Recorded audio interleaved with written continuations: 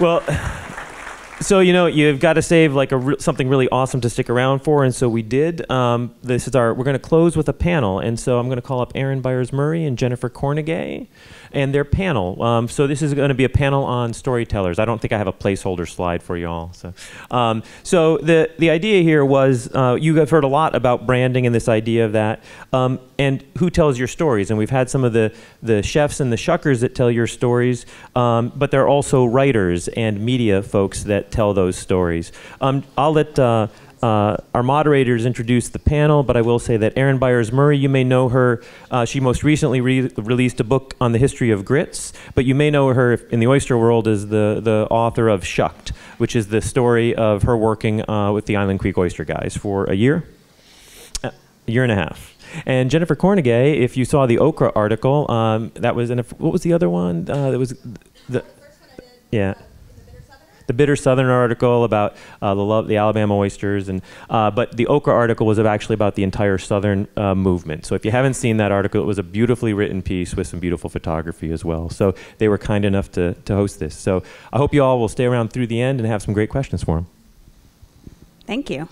So as Bill said, I'm Erin Byers-Murray, and Bill and Beth asked us to, I think this is actually, the order of the way things went this morning is really good, because all the story about branding and about understanding, how you're communicating your farm and your product to chefs, it all comes back to storytelling.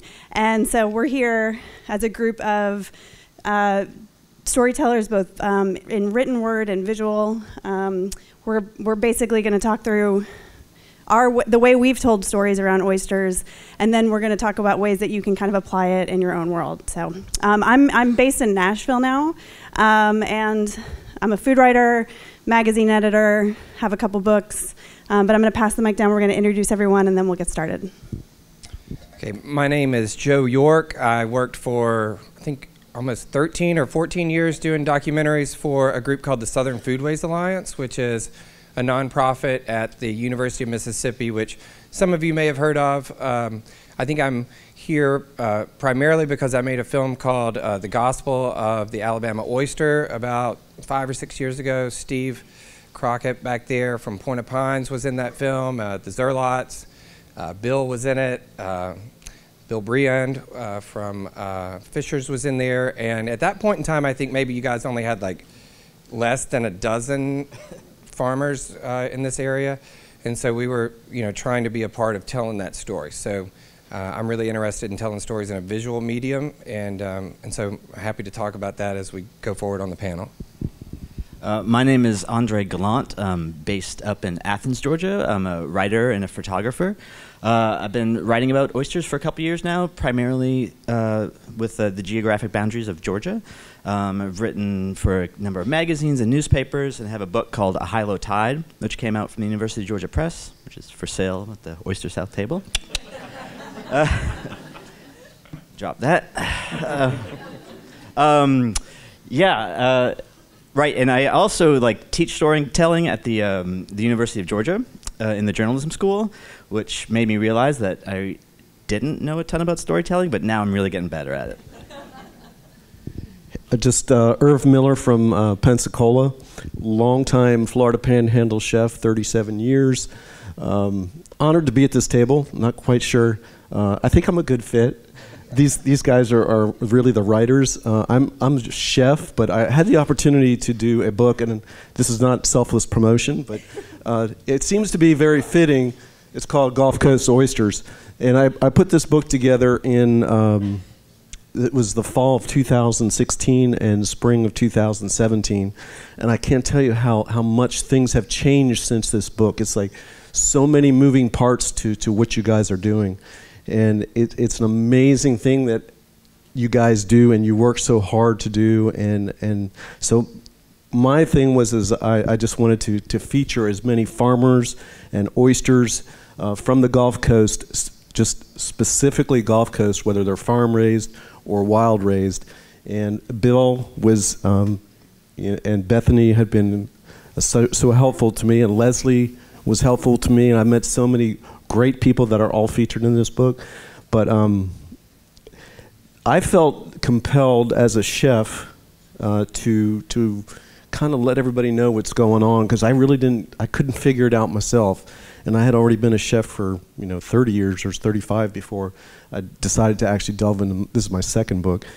And so I can bring you the ways to get these oysters, and a lot of, in the back there's resources. But things are changing so quickly again that it's a lot easier to get a hold of these oysters now. Just keep up the hard work, get the word out, keep your branding. Like you said, this is the perfect time for us to be up here after all the branding talk.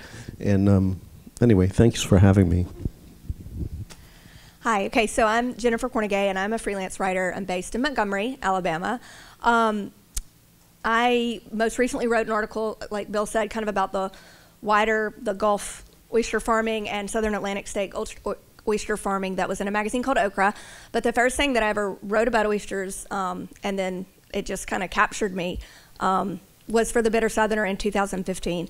And it was a story specifically about Alabama oyster farmers. And again, to Herb's point, everything has changed. Everything has even changed from the story that just came out a couple months ago in Okra. But I write a lot about food, and my interest lies in, I'm not a restaurant critic, my interest lies in food producers, farming, food production, the sources of our food and our food systems. And to me, what you guys are doing is extra special and is so unique. And so I want to help you, and I hope you know that, but I really want to drive that home and maybe give you some points on how you can get that message out there and share that with the world. So you want me to go to the first question? Okay, so we're going to kind of just do like a Q&A format, and I'll answer a question, and then we're going to open it up to questions from you guys at the end. I think we'll have time for that. So we kind of told you each of our unique approach, or what we've done kind of in the world of oysters, but the first question is kind of nope, that's not the first question. Second question, yeah, I think we just answered the first question. Sorry, we were supposed to just be doing intros, but I think we already did that. Sorry. So the next question was, what specific challenges, if any, did we face on the projects we just told you about, the way we have communicated about oysters? If we faced any challenges, and I'll take that since I have the mic. There were two challenges. One was minor, one was more major, but the first challenge, even back in 2015 or 2014, kind of when I was working on that 2015 story, even then when there were so fewer of you guys around, there was so much information. For me to figure out, I have notebooks and hours and hours, and this is for an article, not a book. I didn't write a book like Andre and Aaron. It's an article. It was a long article, but it was an article. So just the amount of information and sifting through that and kind of distilling that, deciding what would be the best way to communicate, to tell the story. The second one was science. Some of this stuff, can get technical, and particularly to most lay people.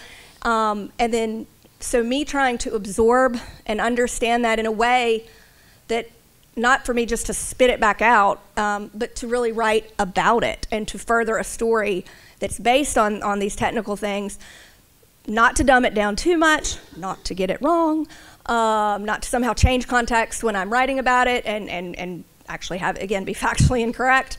So that was a challenge that I had to work through. And I know that was very important, because if people don't understand something, they don't care about it. Also, if they don't understand something, they could fear it, and then they don't like it at all. So trying to sift through some of that and demystify this concept, particularly a few years ago when it was even more of a mystery down here, I felt was a particular challenge and kind of a burden. I wanted to make sure I explained that correctly and explained it in a way that gave people a confidence about what it was, that they could understand it too, then they could care about it and form that connection. So wow. I'll let you answer that. Awesome. Challenges, huh? Golly. So many. First, like for my book, and I'll get off the book thing here in a minute. But my sole connection was Bill. I was like, Bill, connect me with some people, man. I would take my weekends, and I would from work at Jackson's in Pensacola, and I would venture off with my photographer to an oyster farm, whether it was in Grand Isle, whether it was in Cedar Key, whether it was in Alabama or Oyster Bay. You know, it was trying to find these people, trying to figure out what these people were doing, trying to figure out how they were farming oysters, and everybody was doing something different. And I still, you'll read that in the book. I mean, it's just from baskets that are on little 6-inch legs on the bottom of the bay, to floating or Australian longline, to just off-bottom cages, as a lot of my friends are doing now. But yeah, challenges. Weather is just like the giant challenge, and Jim Gosson over there. I tried to. We tried to arrange for me to go to Caminada Bay Oyster, and we had some kind of weather thing come through, and he's like, I can't make it, I'm out of here, you know, because Grand Isle, I mean, it floods like that. So 24 hours went by, but I had also been in touch with Steve Pollock, and he's not here. But Steve texts me back and says, hey, you coming? You know, and I hadn't met Marco yet in Grand Isle folks, so I got my photographer, got into the car, and we ran to Grand Isle and tried to capture that farm at that time, at that instant. But learning about the diploids and the triploids, and just what a farm-raised oyster is, and how they're farming them, and how they're all doing something so different, but the end result is amazing. When you put the love into it that a lot of these folks are doing, you can have an oyster with a beautiful deep cup, with the meat going shell to shell, no overset, no growth on it. I mean, the more you love and nurture the oyster, the more the oyster in its appearance and its meat quantity is going to look. I like a 3-inch oyster. I'll just tell you, I'm a boutique guy, but you know, I like a 3-inch oyster. I like a 3 to 4-inch oyster as well, and I think we should be doing more of those on some of the oyster farms. But you know, the market is the 2.5-inch, 2.25-inch, whatever market. Murder Point's Butter Babies, and you know, Pensacola Bay. Everybody's doing small oysters, and the challenges that we're having now are not everybody wants a little oyster. So I'm not going to hog this mic, but I come from a really unique area, Pensacola, Destin, Seaside, that area, the whole Florida Panhandle, and they're just not getting it yet. You won't see an oyster program like Brian's got or Henrietta's got. You will not see that on the Gulf Coast. Billy Breon, he's probably got one of the best programs. I do whatever I can to run a boutique oyster. I do not have an oyster bar at Jackson's. Unfortunately, we can't fit one in there. But you know, I run an oyster any way that I can, whether it's through a menu, whether it's through a special, whether it's through a 100-mile meal, whether it's through my spring or dinner menu or lunch menu. Any way that I can figure out to run an oyster, I run an oyster. But the challenges are, there's lots of challenges out there. Anyway, there you go. Challenges to oyster storytelling is all the things that Jennifer said. It's, as you well know, the oyster is an incredibly complicated animal, and then also remembering that your reader might not necessarily care about how complicated that animal is. So it's a major challenge with telling a story that has to do with the environment, breeding, history, and all of this stuff is kind of creating a hierarchy of reader needs. And then finally, to sum it all up, is that telling an oyster story, especially a long-form oyster story, the story's not about the oyster, right? I mean, I'll say this, oysters have a narrative arc, but it's like literally the same narrative arc that every oyster has, right? But everybody in this room, and maybe we can talk about this later, has their own distinct, separate narrative arc. And by narrative arc, I mean two things. It's a story with a beginning, middle, and end. But more than that, it's where is the triumph? Where is the tribulation? Where is the tension? And it was, so for me, the challenge was like the reams of research. I have like legal boxes full of archival work that I did. that I literally just taped up. I was like, if I don't remember it, it probably doesn't need to be in the book. But what had to be in the book was the struggle, right? That's what people relate to. Somebody who's never eaten an oyster in their life will read a book about oysters if they connect to the human condition within it, right? So what's the struggle in your story? And that's what can get across to anybody. Yeah, just to piggyback on that, like the way that I do storytelling in my films is you're not going to hear my voice. I do interviews with folks, and then I try to find a way to cut all that together in a way that tells a story so that those interviewees are talking back and forth to each other. So you're not ever going to hear somebody say, in Alabama, there's something new is happening down here at the Gulf Coast. Like, you're not going to hear that in something that I make. The challenge, though, right? So the challenge to that, but to me also kind of the joy in what I get to do, is convincing people that they're interesting. It's like, you are interesting. You have a hell of a story. And you have to tell that story if you're going to sell these oysters. I know you guys probably get sick to death of hearing people say, you got to tell your story, you got to tell your story, you got to tell your story, what's my story? But y'all are interesting. When I talk to the Zerlots and they're talking about like going from being shrimpers and how they had to go from the shrimping life of never being home, like that part of their story where he's like, the father is like, I was never home. I never saw a baseball game. I never saw, a piano recital, etc. And now with these oysters, I can do that.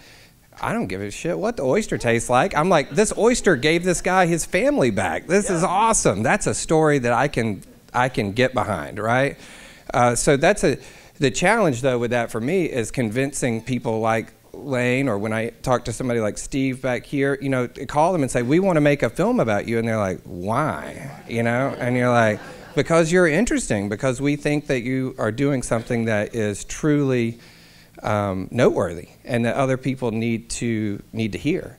And then, of course, you have the larger challenge of once you make it, just like when you make an oyster, how are you going to get it out there? Who's going to eat it? When you make a film or you write an article, if you don't already have a deal with somebody, how are you going to get somebody to watch it, read it? How are you going to get people how are you going to make sure you're not preaching to the choir? And there's a lot of different ways to do that, and we can talk about it more. But to me, the big challenge is just convincing people, whether those are oystermen or musicians or whoever I work with, that they're interesting. And I assure you that you are. My challenge speaks to kind of all of these challenges. So in my book, Shucked, I basically left the world of media for a year and a half to go work for an oyster farm called Island Creek Oysters in Duxbury, Massachusetts. I was living in New England at the time. And I was going in, I went into it not thinking I was coming out with a book. I went into it because I was really curious. I went to tour the farm, I met the team behind there, I saw women working in the water, I was so inspired, and I was like, I'm just ditching my day job and going to do this. And so the book was a great byproduct, but when I did finally kind of figure out that there was a book in my project, in my in this experiment I was doing, I originally thought I was going to tell this story of this farm, of these farmers, of this business, this operation, of the science, of the technical elements of the story. And I had this it was a strong idea, I thought. And I took it to my editor, and my editor said, no. She said, you need to put yourself in there. You need to write about your experiences doing this, because to the point of everyone here saying, that is the story that people connect with, the readers are going to connect with. And so it was a challenge for me because I had not written in that style. I was a journalist. I came from the idea of like, let them speak, let them tell their story. I had to change my writing style. But it's the lesson that book, it came out in 2011, and I still once a month get an email from somebody, from an oyster farmer, from somebody who just picked up the book randomly, and it's always something about your personal story that spoke to them. So I think that for me, the challenge for me was learning that what I had to say about it and what my experiences, my emotional reaction to things, the challenges I went through on a day-to-day basis there, but those were the things that spoke to my audience, and I had to turn that on and figure out how to harness it as a writer. So you I did. I had my editor. She sort of didn't say it as nicely, but no. So we were kind of going back and forth on this, and I might combine these questions, but we were wondering, why is storytelling important in the world of oyster farming? And so many of the panels this morning answered that question, but from a marketing perspective, in terms of what you're getting out into the world, we were kind of wanting you guys to weigh in on why it's so essential for this industry. And I mean, Becky nailed it. Why oysters, like that whole element of like, it's visceral, it's personal. The shell and the inside are so unique. It's not clams, as we've talked about. It's, there are so many other ingredients out there and seafood items out there, but nothing gives the kind of reaction that an oyster does, so it's so personal. And so that is the main reason why, because people have this personal connection to this product, and they hold it with them culturally and in their emotionally, and so your story only adds to that. So in my opinion, and watching so many oyster farms kind of go through this process of showing their story or telling their story, like, it only adds to the moment when they're taking that bite, in my opinion. So what's our question here? Why is it important to tell these stories? Yeah, well, I mean, I think it's all important, right? Because if you've got a great product and you can't get it out there, then you pretty much don't have a great product, right? Because you can't get anything out of it. So you got to tell that story in a lot of different kinds of ways. Now, one thing that's interesting to me is when I made that film about oysters, I was working for a nonprofit, and it was very much from an academic kind of a standpoint of we just felt like this was a story that needed to be told. More so these days, now that I don't work for the university, I work a lot with tourism marketing, a lot, because they have money, and I like money. My kids like it, stuff like that. So anyway, but what I see more and more, and why they hire me to do things, is because people don't want to feel like they're being sold something. People are savvy now; they're savvier than they used to be. And so people hire me kind of to trick other people into selling things to people without making them feel like they're being sold things to. And that's also what's known as marketing. So what I think is there are lots of opportunities here. I mean, why tell the story? Obviously, it's important, but I think there are lots of opportunities not just to think about how do we get our oyster to other people, but how do we get other people to our oyster, right? I have a good friend named Will Harris that runs I was going to bring him up too. Yeah. So Will is really interesting. He kind of had this road to Damascus moment in South Georgia where he decided he wasn't going to raise beef the way that his family had raised it on their farm for the last 6 generations. And he went completely grass-fed, completely organic, all this stuff. He changed it, completely changed everything around. And of course, he went and stood at grocery stores and at trade shows and did all this and really built a brand and a market for his beef, to the point where now, if I told you that people pay like decent money to go stay in a trailer on his farm and just like see his animals and eat a hamburger that like they rate, like people do that. They pay him to work for him. Yeah.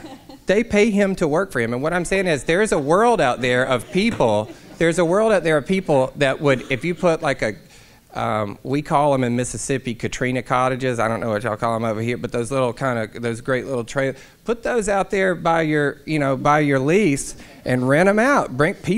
I shit you not, people will come and they will stay on your farm and they will say, can I go out and work on the baskets? Can I do this? Can I do that? And then they're going to go and they're going to tell everybody they know, you're not going to believe what we did.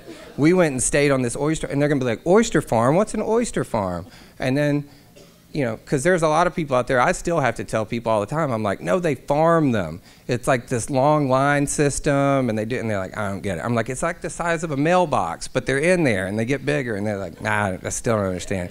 So there's a lot of people outside this room that still don't know what that is. But there's also a growing number of let's use the M word, millennials. They're out there, and everybody will tell you that they love experiences. They love experiential travel, experiential anything. And you should take their money because you just should. Oh man, that was great. What's our question again? Why? Why story? I think we can just summarize a lot of the things that we talked about this weekend. Is that one, oysters, despite all of the books and articles that get written about oysters, there's still a lot of people who haven't been reached. There's still a ton of misinformation.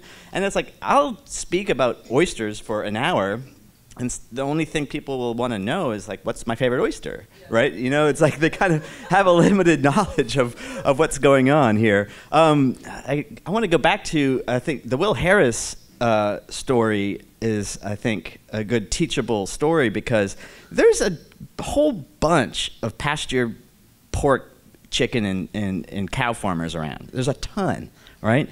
But what he did was harness this, and it's not even like a rags to riches story. Like he's always had land, but he harnessed this narrative arc that he was able to kind of blend this marketing and journalism and get stories in the New York Times and do all of that work, which I think is, one, integral to building your brand, to making people give a shit about what you're doing. What was the other thing I was going to say? People compete over what they know about something, right? Especially these millennials. If you ever had dinner, go to a bar with them. Maybe I'm technically a millennial, so I shouldn't be poo-pooing on myself. I don't know. I'm 40. I don't know what that means. Anyways, I'm not a millennial. All right, I'm good. I'm on the cusp. Like, people are competing. That oyster, that's my friend Joe Bob. I know how he grows his oysters. And then it's like this. It's a currency, right? And so if you can arm people with that currency and get them staying on your farm and doing a lot of stuff, you end up monetizing all of that thing. But what's important to me? I'm not in marketing. I'm a journalist. I'm a writer. I'm interested in why I think oysters are important. I'm like, why haven't oysters regained the import to our sense of identity as Americans? When we think about, like, amber waves of grain, the Midwest, I was like, we were shucking oysters before we were out in Nebraska growing grain, right? So, and it's kind of like regaining the sense of identity, the sense of place, who we are as, I'm Canadian, but I'm going to say Americans, who we are as Americans. I live here. And who we are is inhabitants of the South. I think oysters are just the perfect vehicle for expanding our understanding of where we live and who we are. You don't do that with cows. You don't do that with heirloom tomatoes, right? Human beings, I don't know what branch of science uses this, but we're homo narrans, right? And I think, the oyster is like Crassostrea narrans, right? It's the storytelling animal, and we're the storytelling ape. So we're kind of good buds. God, we have so much potential. No, I was thinking of something else. Sorry. I spoke to Bill, I don't know, a couple years ago, and I said, Bill, why aren't we the hog island of the Gulf Coast? Why is there not a hog island in Apalachicola? Why is there not a spot like that? And my friend Tommy Ward and TJ, they got decimated with Michael. They lost the processing plant on 13 Mile Road. But it sits right on St. Vincent Sound, and it's like the perfect place to have a hog island. If we just get them there and let them see what's going on. You guys know what I'm talking about. Everybody from Panacea is over there. Appreciate that. And but yeah, I mean, they have stories to tell. I mean, loss of life, hurricanes, and just the whole Apalachicola decimation of the oyster, and them hanging on, and the whole new hope of sustaining that oyster with farmed oysters. I mean, they have TJ's got 750,000 farmed oysters. I don't know if he ever sold them yet or if he ever pulled them. But when I was there last time, he had them, and it was at Michael. But they survived. But so storytelling can be very beneficial. I think, like Don McMahon Pensacola Bay Oysters. He's got a story about when he was a kid, 20,000 Leagues Under the Sea was his favorite show. So he was a man of the sea, and also from Pensacola. And a lot of these guys remember walking on the beach when they were young guys and seeing oysters and kicking oysters around. Same thing with like Massacre Island. They've got great stories from the 16th century, 17th century. The French, when they found Dolphin Island, their skeleton remains all over the place. So it got the title Massacre Island. Steve Pollock had a great story too. The Triple N, the way the Triple N name came about. I think Bill and Steve came up with that because the triploid. Yeah, see, that's Steve. But everybody's got a story. Oyster Mom, Keller's got a story. Everybody's got a story, and Point of Pines has got a great story. Myrtle Point, the battle over the lease, and it was actually Myrtle Point at one time, and it became Murder Point. So yeah, the story is crucial to getting the name out, your name out, and your product out. I'm just the vehicle and the enthusiast. Yeah, obviously I reiterate everything that everyone said, particularly Andre's point too. Yeah, it's important. We want people to understand what this process is. Like I said, we want to demystify what it means. Farming, we want to make sure they don't associate this type of aquaculture with other types of aquaculture that have kind of, I guess, gotten a bad rap. So that is important, but it's not the story. It's not what captures someone. As in every story, there are characters, and you guys are those characters, and that's what we're really talking about. I would like to say, but the reason that, like they were all saying, the reason that packaging your information, what makes you different, what makes you unique, what makes you your character, and a unique character in a story is literally what everyone wants today. I mean, everyone's always, I guess, throughout history enjoyed a good story. That's why we all have told stories for millennia. But now more than ever, I think everything is being delivered in the form of a story. Everything that we consume, and we consume it all the time. The amount of content that we are all taking in, and the way that we're going to connect with that content the best, the way that we're going to remember it, absorb it, it's in a well-told story. So not just a story, but a well-told story, because there is a lot of content out there. So I think we could probably kind of jump down and talk about in this kind of little tips section where you may, like Joe said, you may be sitting here going, well, I don't have a story. But, I mean, I don't know if we can reiterate that enough. You do. And it's different, even from the guy right next to you that's growing his oysters in the same little stretch of water. It's still different. That was something that impressed me so much when I first started learning about this. The diversity in background, ages. All you guys are coming at this from a different place, from literally a different time period because you're different ages. You're doing it for different reasons. You're doing it in different ways. So there is a way to differentiate yourself. And then you just have to think about it, spend some time with yourself, and ask yourself those questions. Why am I doing this? What do I want people to get out of what I'm doing? What is my philosophy? What are my methods? What makes you different? And then find that human element in yourself and what you're doing, and that's your story. And then that's the story that you can add some other elements into. But I mean, that's the crux of your story, and that's what makes your story different and will make it stand out, again, from the other Alabama oyster farmer that's right next to you. Because I mean, again, you're same species of oyster. I mean, some people could look at it and think that this was all the same. We know it's not. I know that I have tasted oysters that one came from here and one came from 100 yards, and I actually can tell a difference. That blew my mind. I thought, that's not even real. That can't be. But it did. So, I mean, there are differences, but again, other people won't understand that unless you tell them. So, oh, yeah, pass it down. And, talking about your growing methods is one thing, because everybody does have their own unique touch, and that's important. But to kind of Julia's point, and Brian and I were talking about this, when it comes down to the server standing at the table and they're telling a story, they're relaying a story to the diner, it's not, well, it's a cage-grown oyster. It's on a floating system. It's, no, it's, this guy he was in finance, and he decided to ditch his job and get a boat and pick up a bunch of seed and start out his own farm. Like so you can sort of make sure your storytelling includes your technique and all of the work that you're doing, but go back to your personal story and make sure that is at the forefront. And then I think I want to go to you, because we don't have that much time, but I want to talk to you, Andre, about the methods, because we were talking about this last night. Like, you made a great suggestion about digital, social media, having a presence in that format, and I just wanted you to weigh in on that. Right. Social media.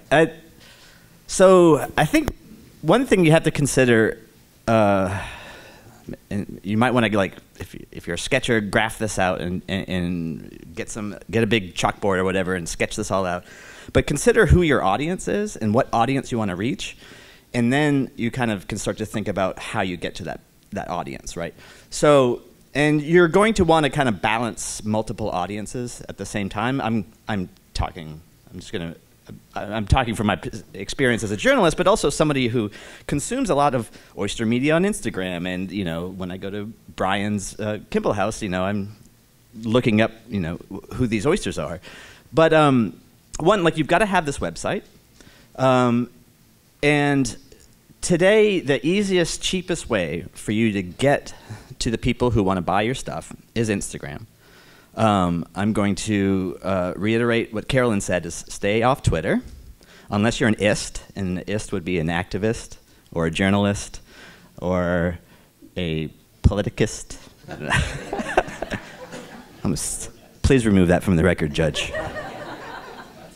Politicist, yeah, with a K.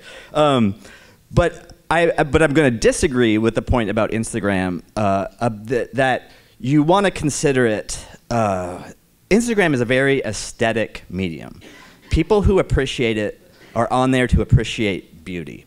And I'm going to go ahead and say that you have beauty by the boatload.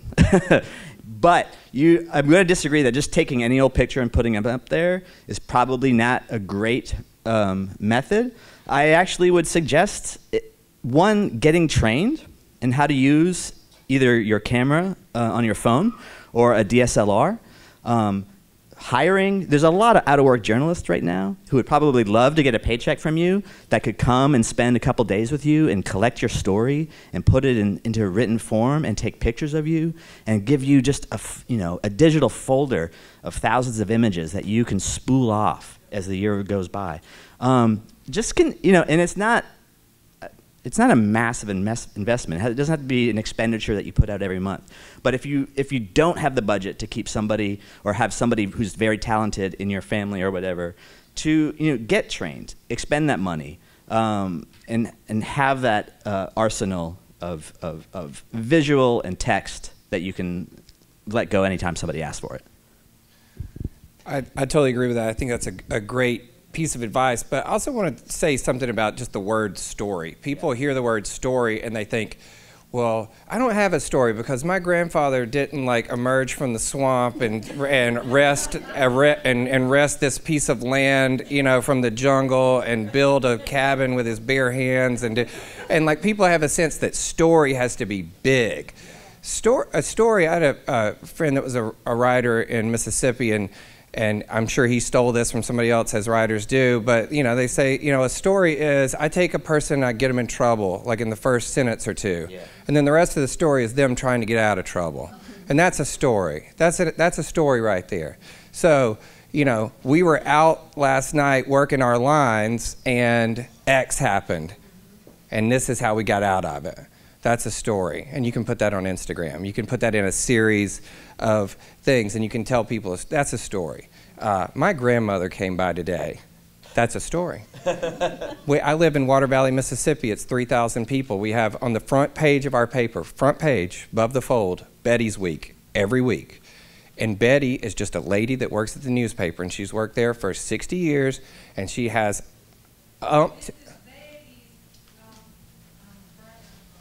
Is it really? Hey! This is awesome. Water Valley in the house. It is the most read column, and it's just like, so-and-so came by, and then we had a sandwich, and then we went to church, and then this happened, and my shovel broke, and I went and got a new one, and you're like, how's Betty gonna get out of this one, you know? And you read it every week, and that's a story.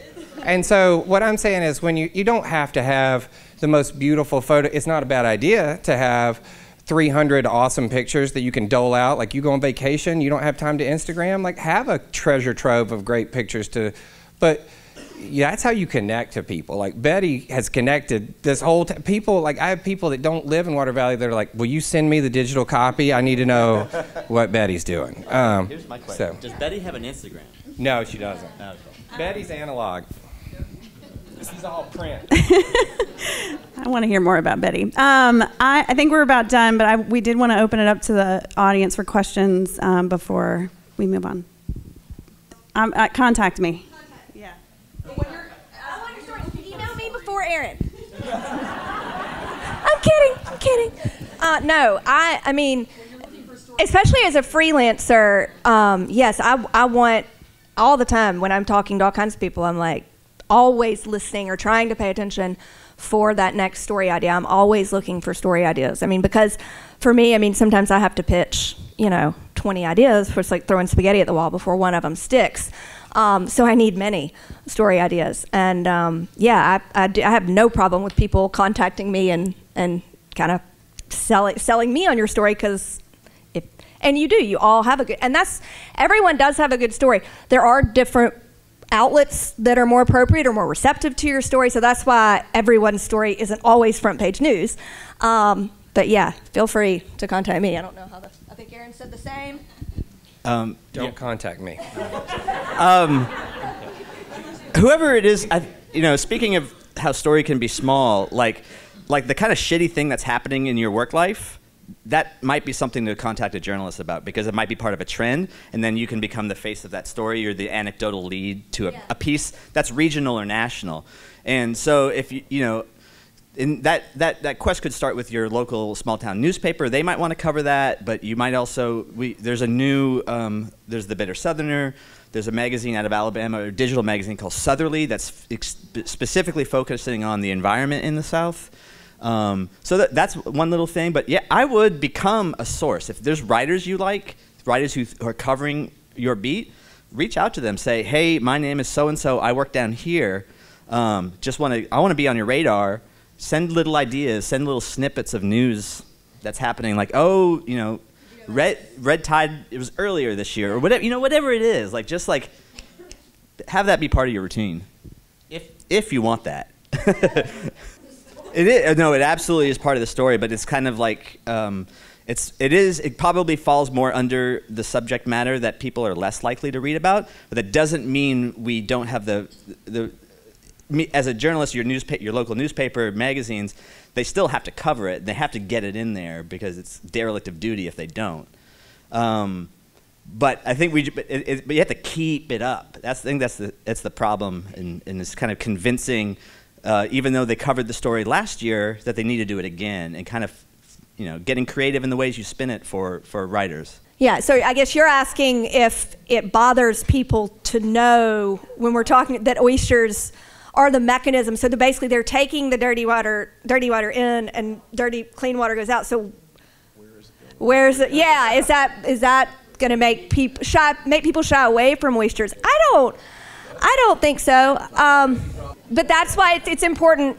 That's a good question. Yeah, but that's why it's important to get that information out there in the right way. The way Brian just said it, metabolizes nitrogen, isn't what I was saying, dirty water in, clean water out. Where's that dirt? Stayed in the oyster. So that's the difference. And that's why the education component of storytelling is key. But you got to weave it in with that human element to make people, it's like putting spinach in a brownie. I mean, they need to know that other stuff. But what? Don't put spinach, okay, I won't. Brian's going, don't do that. Sorry. I appreciate it. Ryan, we're going to end on that positive note. The comment for folks was that storytelling is critical, not just for marketing and selling your oysters, but potentially with regulators, decision makers, the general public. And so tell your story. So storytellers, Thank you very, very much. You guys give a round of applause to the panel and the moderators. Thank you. So we ran over a little bit. I know people want to get going. There's like several things to mention. One is if you have the survey for Rusty, if you have that 2-page survey, Rusty would like that. He's the guy in the back of the room. If you don't have that, we're going to email one to you anyway. But if you have it and you want to be done with it, hand it to him now. UGA would love for you to fill out their survey. That's over at the, that's about hurdles to aquaculture. We want to break down some of those hurdles. For those interested in a Gulf Coast Growers Association, there's a meeting at 1:30 in the Gulf Room. That's where the Ocean Conservancy had their panel. So, Brian, you got any thoughts to add? No, just okay. people to buy all that crap out there. Oh, so Brian asked to buy all that crap on the table. I will tell you, we've got hats. The shirts are fairly limited sizes now, so buy them for your kids or your... We did find XLs of the new sweatshirts. Okay. Okay. Yeah, you can go, and there are several of the books are available over there. Beth will cry if you don't sign that banner in the back. She gets teary about last year's banner still, so please sign the banner. Y'all, thank you very much. A lot of people have given credit to Beth and myself, but we have told multiple people with Brian, with everyone else, we just put this party on, but you make it the party. This does not work without you, and we are incredibly grateful. Excuse me. We're incredibly grateful to be a part of this family.